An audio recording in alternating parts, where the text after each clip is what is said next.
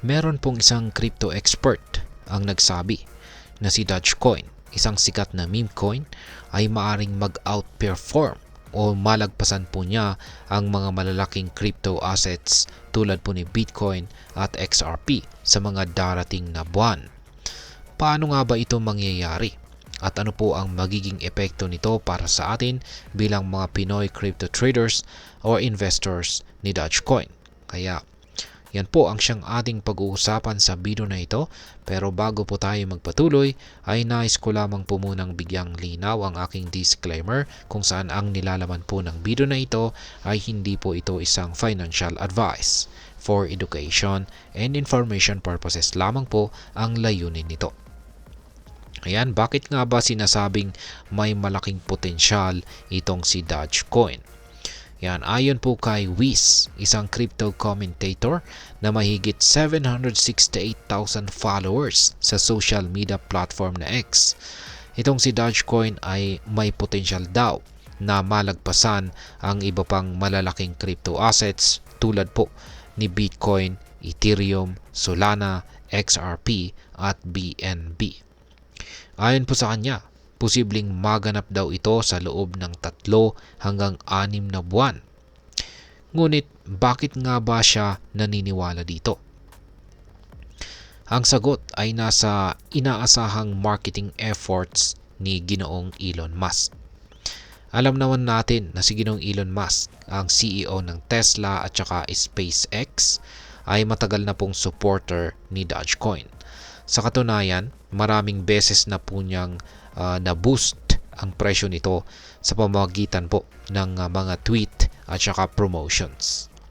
Ngayon, kasama po itong si Ginoong Musk bilang head ng Department of Government Efficiency o DOGE sa administrasyon ni Trump.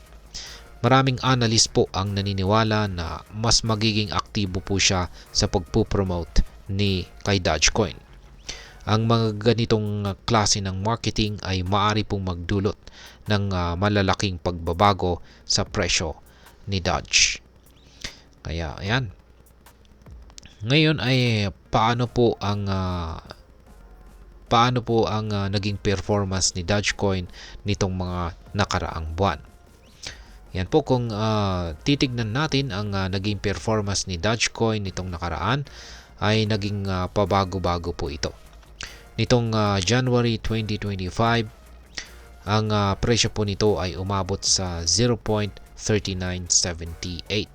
Halos maabot po niya ang 0.400. Ayan, 0.400. Kung saan ay huli pong nakita noong December 2024. Ngunit dahil po sa bearish market sentiment ay bumagsak ito sa presyong 0.34. Kung saan ay nakaranas po siya ng 15% na dip or pagbagsak mula po sa kanyang January high. Ngayon, kung ikukumpara po ito sa ibang crypto assets, makikita natin na ang 30-day performance ni Dogecoin ay mas mahina. Ang iba tulad ni Bitcoin at saka XRP ay may losses na nasa 3% lamang, habang si Dogecoin po ay nasa 20% na loss. Kaya laki. Subalit sa mas mahabang panahon tulad po ng 90 days, si Dogecoin ay nagpakita naman ng 225% na gain, na mas mataas naman kumpara sa maraming kakompetensya nito. Ngayon ay ano naman po ang papel ni Ginoong Elon Musk sa potensyal na bull run nitong si Dogecoin? Yan, malaki po ang papel ni Ginoong Elon Musk sa kasaysayan ni Dogecoin. Noon pong taong 2020 at saka 2021 na bull run, umabot po sa 15,524% ang growth. Yan, or ang naranasang paglago ni Dogecoin, at malaking bahagi po nito ay dahil sa promosyon ni Ginoong Musk. Ngayon ay inaasahan ulit ng mga analyst na mauulit ang ganitong senaryo or pangyayari. May mga projection na ang presyo po ni Dogecoin ay maaring umabot ng $23 kung susundin po nito ang parehong pattern mula noong nakaraang bull run. Meron pong ibang analyst naman na mas conservative or mas konserbatibo at kung saan ay nagsasabing $1 hanggang $3 ang realistic na target para kay Dogecoin. Ngayon ay paano naman po makakaapekto ang balitang ito para sa atin bilang mga Pinoy crypto traders or investor ni Dogecoin? Kung ikaw po ay isang crypto trader or investor dito kay Dogecoin, mahalaga pong maging updated po tayo sa balitang ito.